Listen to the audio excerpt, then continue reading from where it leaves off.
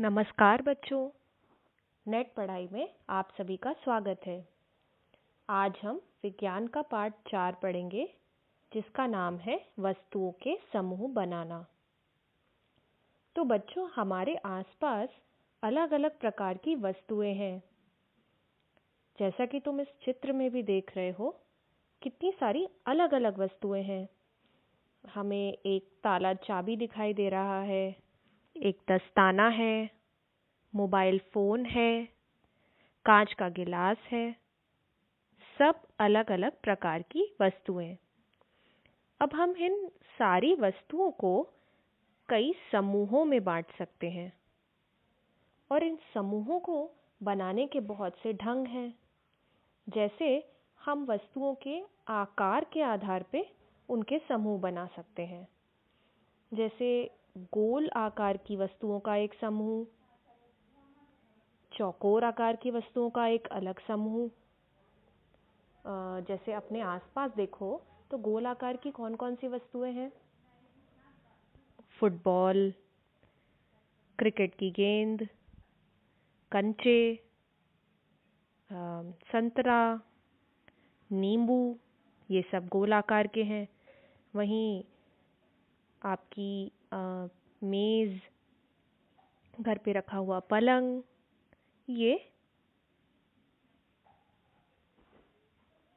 चौकोर आकार के। हम वस्तुओं के समूह इस आधार पे भी बना सकते हैं कि वे किस पदार्थ से बने हैं। जैसे लकड़ी की बनी वस्तुएं, प्लास्टिक की बनी वस्तुएं, कागज से बनी वस्तुएं इत्यादि। सबसे पहले हम ये देखते हैं कि हम कोई एक वस्तु कई अलग-अलग प्रकार के पदार्थों से बना सकते हैं। जैसा आप सारणी 4.1 में देख रहे हैं, यहाँ एक उदाहरण दिया है थाली। अब थाली को इस्पात यानी स्टील से बनाया जा सकता है, कांच से भी बनाया जा सकता है, प्लास्टिक की भी थाली बनती है और मिट्टी की भी थाली बनाई जा सकती है। ऐसे ही पेन को हम प्लास्टिक से भी बना सकते हैं, कोई धातु से भी बना सकते हैं। इसी प्रकार पलंग लोहे का भी हो सकता है, लकड़ी का भी हो सकता है। अलग-अलग पदार्थों से वस्तु को बनाया जा सकता है। वैसे ही एक पदार्थ से कई प्रकार की वस्तुएं बनाई जा सकती हैं। जैसे आप सारणी 4.2 में देखेंगे कि लकड़ी से हम कुर्सी भी बना सकते हैं, मेज, हल, बैलगाड़ी और उसके पहिए, पलंग इत्यादि। कागज से पुस्तक भी बनती है, नोटबुक भी, समाचार पत्र, कई खिलौने, दीवार पे टंगा हुआ कैलेंडर। वैसे ही चमड़े से जूते भी बन सकते हैं, कोट भी बन सकता है, पर्स भी बनाया जा सकता है। तो हमने देखा कि जो अलग-अलग वस्तुएं हैं, ये अलग-अलग पदार्थों से बनी हैं और ये निर्णय कि कौन सी वस्तु किस पदार्थ से बनेगी, ये किस प्रकार लिया जाता है? क्या ये कभी सोचा है? क्या तुमने कभी सोचा है कि गिलास जो है पानी पीने का, वो कपड़े का क्यों नहीं बनाया जाता? तो तुम देखो कि गिलास अक्सर कांच या धातु का होता है, क्योंकि गिलास का काम है उसके अंदर रखे द्रव को अपने में समेट के रखना। अब तुम सोचो, यदि कपड़े का गिलास होगा तो पानी कपड़े के छेद के जरिए बह के नीचे गिर जाएगा और हम पानी को बचा के नहीं रख पाएंगे। इसलिए कभी गिलास कपड़े का नहीं बनता। तो हमें ये समझ आया है कि किसी वस्तु को बनाने के लिए हम पदार्थ का जो चयन है इस प्रकार करते हैं। वो इस बात पे निर्भर करता है कि उस पदार्थ के गुण क्या है और हम उस वस्तु का, जो हम वो पदार्थ से वस्तु बनाएंगे, उसका उपयोग किस प्रकार से करेंगे। जैसे हमें सोने के लिए पलंग बनाना हो तो क्या तुम मिट्टी का पलंग बना सकते हो, या क्या तुम लकड़ी का चश्मा बना सकते हो।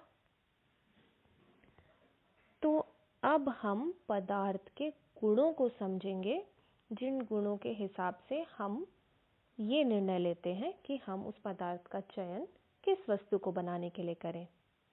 तो आज हम इस पार्ट में पदार्थ के गुणों को जानेंगे।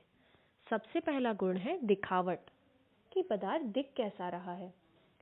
तुम देखोगे हर पदार्थ दूसरे से एकदम भिन्न दिखाई देता है। जैसे तुम्हारे आसपास लकड़ी रखी हो, लोहा रखा हो, एल्युमिनियम रखा हो, तो तुम देख के ही पहचान जाओगे कि ये कौन सा पदार्थ है।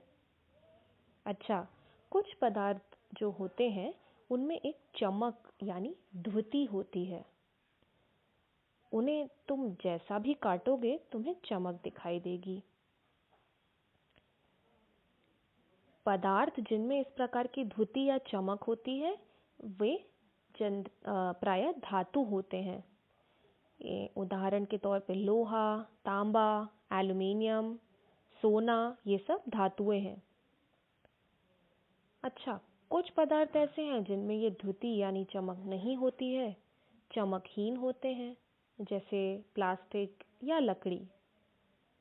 तो पहली श्रेणी हुई दिखावट। दूसरा गुण है पदार्थ का कठोरता। तुम देखोगे कि कुछ पदार्थ को हम अपने हाथों से ही आसानी से दबा देते हैं, वही कुछ अन्य पदार्थ हैं जिन्हें हम हाथ से नहीं दबा पाते।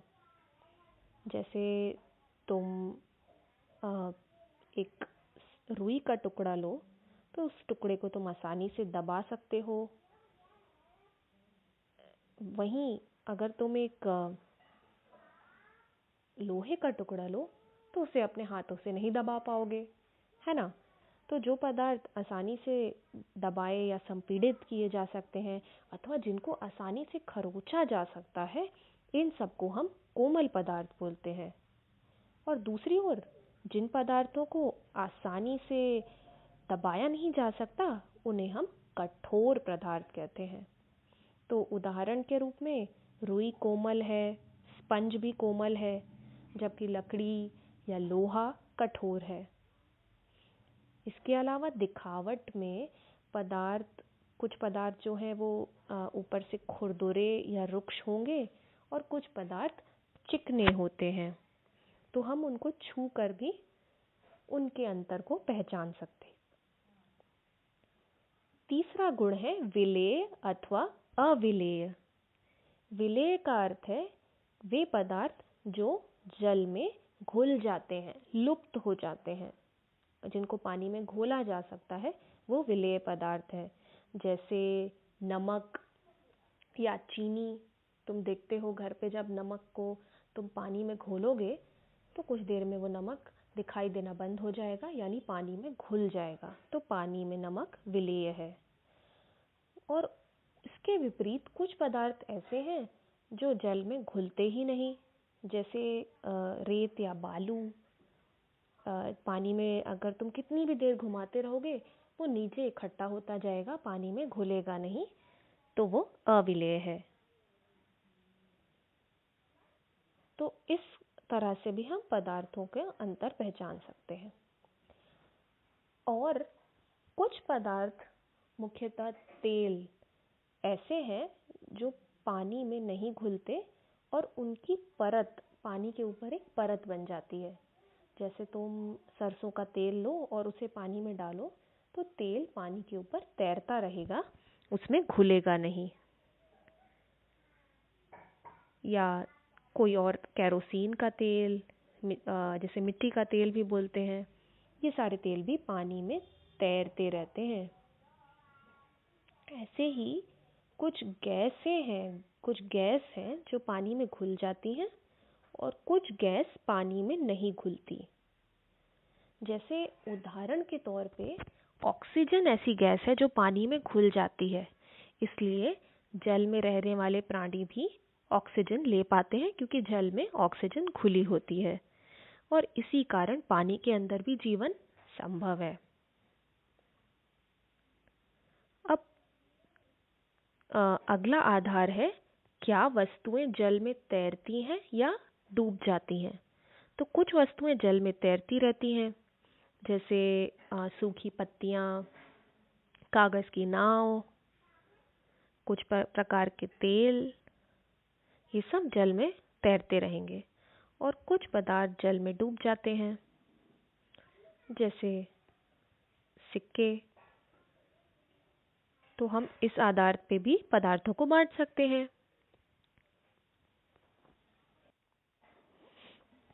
अगला आधार है पारदर्शिता।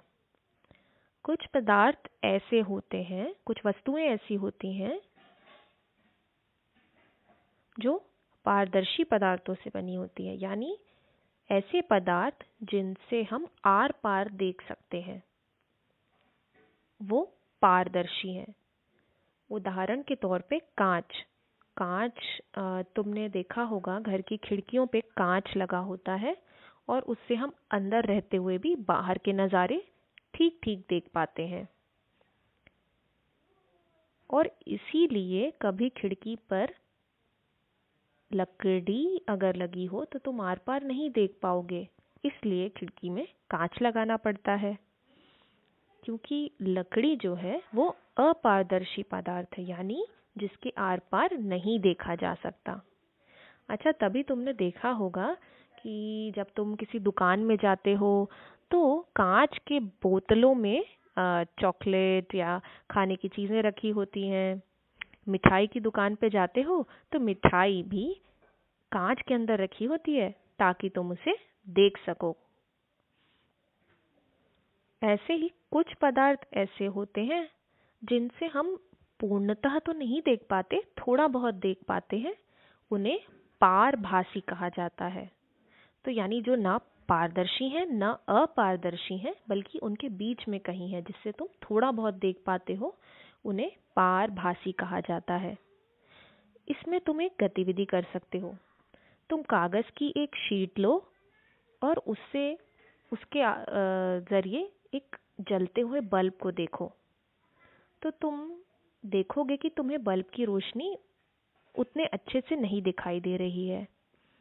पर अब तुम इस कागज़ में कुछ हिस्से में तेल, खाने का तेल या मक्खन डाल के उसे फैला दो और अब फिर से कागज़ के ज़रिए उस बल्ब को देखना। तो अब तुम देखोगे कि जो कागज़ का चिकना हिस्सा है, वहाँ से तुम रोशनी को पहले से ज़्यादा बेहतर देख पाओगे।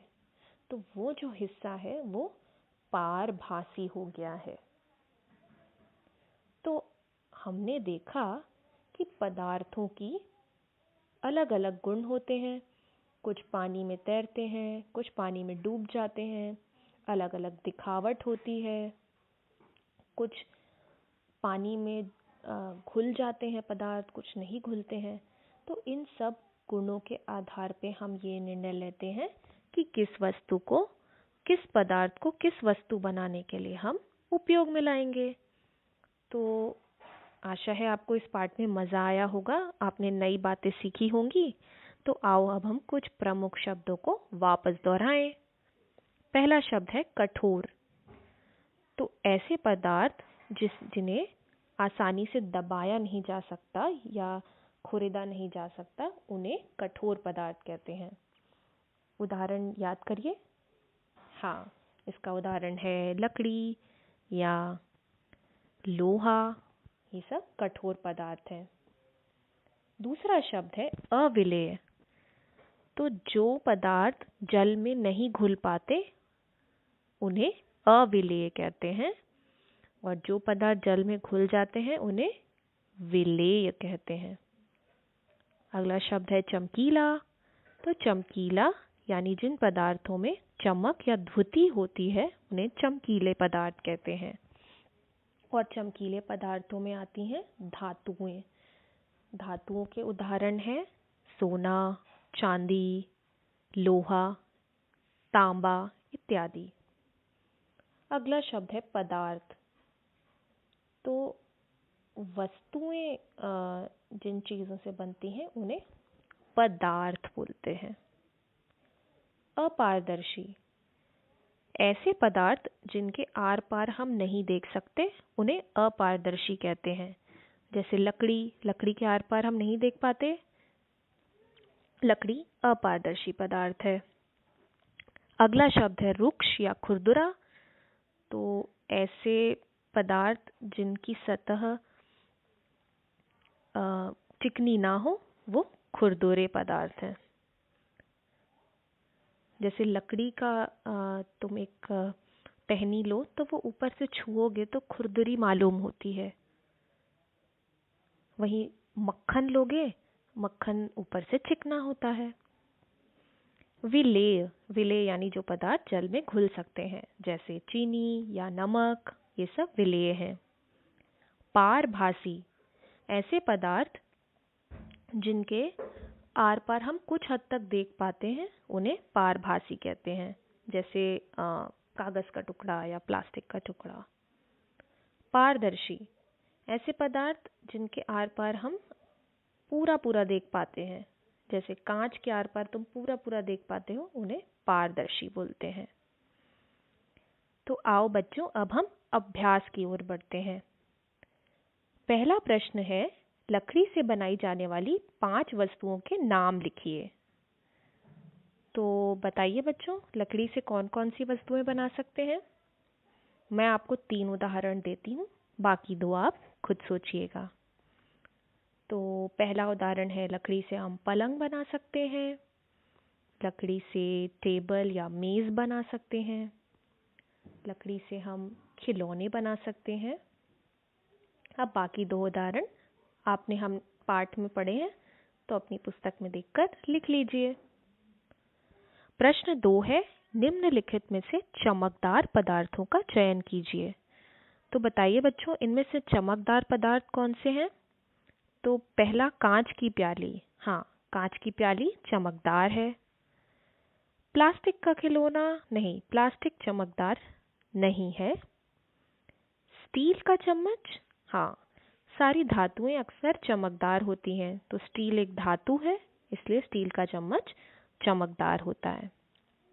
सूती कमीज, तो सूती कमीज में तो कभी चमक नहीं देखी, इसलिए सूती कमीज भी नहीं। तो इस प्रश्न के 2 सही जवाब हैं, कांच की प्याली और स्टील का चम्मच। प्रश्न 3 में हमें इन वस्तुओं को उन पदार्थ से मिलाना है जिनसे उन वस्तु को बना सकते हैं। जैसे पहला उदाहरण है पुस्तक। तो बच्चों, पुस्तक को हम किससे बनाते हैं? जी हाँ, पुस्तक को हम कागज से बना सकते हैं। ऐसे ही गिलास को किससे बनाएंगे? तो गिलास को कांच से बनाएंगे। गिलास को हम प्लास्टिक से भी बना सकते हैं, पर जनरली गिलास कांच का होता है।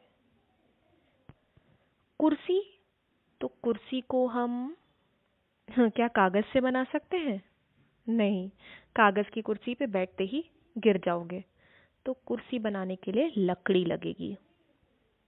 कुर्सी प्लास्टिक की भी बन सकती है, पर यहाँ हम लकड़ी की बनाएंगे। खिलौने, खिलौने हम प्लास्टिक से बना सकते हैं, खिलौने हम लकड़ी से भी बना सकते हैं। खिलौने हम कागज से भी बना सकते हैं। वहीं जूते, जूते क्या तुम लकड़ी के बना सकते हो? जूते लकड़ी के पहनने में कैसे लगेंगे? अच्छे नहीं होंगे, है ना? तो जूते बनाने के लिए हम चमड़े का इस्तेमाल करेंगे। अगला प्रश्न है प्रश्न 4। इसमें हमें बताना है कि कथन जो है नीचे दिया हुआ वो सत्य है अथवा असत्य। पहला कथन है, कथन क, पत्थर पारदर्शी होता है जबकि कांच अपारदर्शी होता है। तो ये कथन तो असत्य है, क्योंकि पत्थर पारदर्शी कहाँ होता है? पत्थर तो अपारदर्शी होता है। हम पत्थर के आर पार कहाँ देख पाए? नहीं देख पाते हैं, इसलिए यह कथन असत्य है। दूसरा कथन है नोटबुक में धुती होती है जबकि रबड़ में नहीं होती। ये कथन भी असत्य है क्योंकि नोटबुक में भी धुती यानी चमक नहीं होती है, इसलिए ये असत्य है। प्रश्न ग, चौक जल में विलीन हो जाता है। ये कथन भी असत्य है क्योंकि चौक जो है वो जल में घुलती या विलीन नहीं होती है। घ, लकड़ी का टुकड़ा जल पर तैरता है। हाँ, ये कथन सत्य है। ड, चीनी जल में विलीन नहीं होती। ये कथन असत्य है क्योंकि चीनी जल में विलीन हो जाती है। अगला कथन, तेल जल के साथ मिश्रणीय है। ये कथन असत्य है क्योंकि तेल जल के साथ मिश्रणीय नहीं है। तेल की एक परत जल पे आ जाती है, वो उसमें घुलता नहीं है। अगला कथन, बालू जल में निस्तादित हो जाता है, यानी बालू जल में नीचे बैठ जाता है, तो ये कथन सत्य है। सिरका जल में विलीन हो जाता है, ये कथन भी सत्य है। और बच्चों, तुम चाहो तो अपने घर में ना ये खुद से करके भी देखना। एक गिलास में पानी लेना और उसमें चीनी घोल के देखना क्या वो घुल जाती है, और शक्कर घोल के देखना, फिर रेत घोल के देखना, तो तुम्हें खुद भी समझ आएगा कि कौन सा पदार्थ जल में घुलता है, कौन सा नहीं घुलता। अगला प्रश्न 5 है। नीचे दिए कुछ वस्तुओं और पदार्थों के नाम हैं, हमको इनके समूह बनाने हैं। पहला जो क है उसमें हमें कैसे समूह में बांटना है इनको? गोल आकृति वाले एक समूह और अन्य आकृति वाले अलग समूह। तो अब इसमें से गोल आकृति वाले कौन कौन से वस्तु व पदार्थ हैं?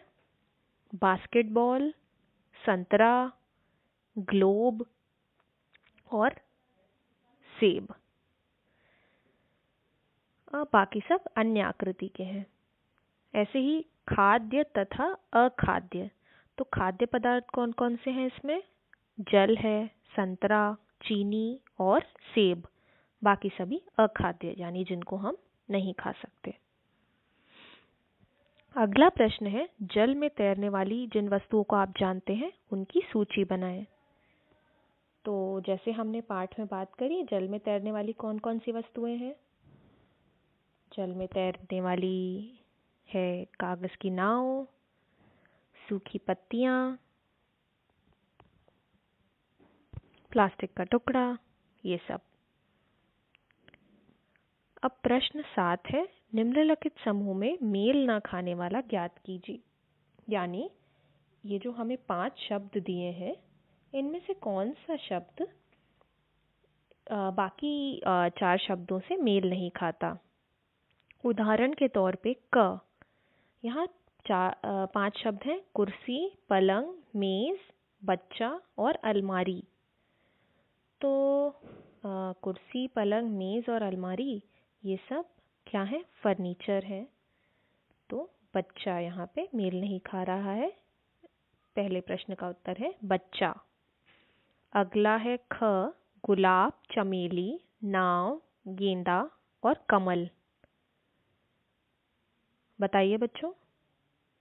बिल्कुल सही, इसका उत्तर है नाव, क्योंकि बाकी सभी फूलों के नाम हैं, इसलिए नाव यहाँ पे मेल नहीं खा रहा है। प्रश्न ग, एल्यूमिनियम, आयरन, तांबा, चांदी, रेत। तो यहाँ पे रेत जो है वो धातु नहीं है, बाकी सभी धातुओं के नाम हैं, इसलिए यहाँ उत्तर है रेत। अगला प्रश्न, चीनी, नमक, रेत, कॉपर सल्फेट। तो इस प्रश्न का उत्तर भी रेत है, क्योंकि चीनी, नमक, कॉपर सल्फेट ये सब पानी में घुल जाते हैं, विलेय हैं। तो बच्चों, था ना ये पाठ मज़ेदार? आशा है आप रोज़ विज्ञान की पढ़ाई कर रहे होंगे। विज्ञान अगर आप रोज़ पढ़ेंगे तो आपको ज़रूर बहुत अच्छे नंबर मिलेंगे और आप बहुत सारी अच्छी अच्छी बातें सीखेंगे। तो अब हम यहीं इस पाठ को समाप्त करते हैं। आप अपनी पुस्तक से इस पाठ को दोबारा ज़रूर पढ़िएगा।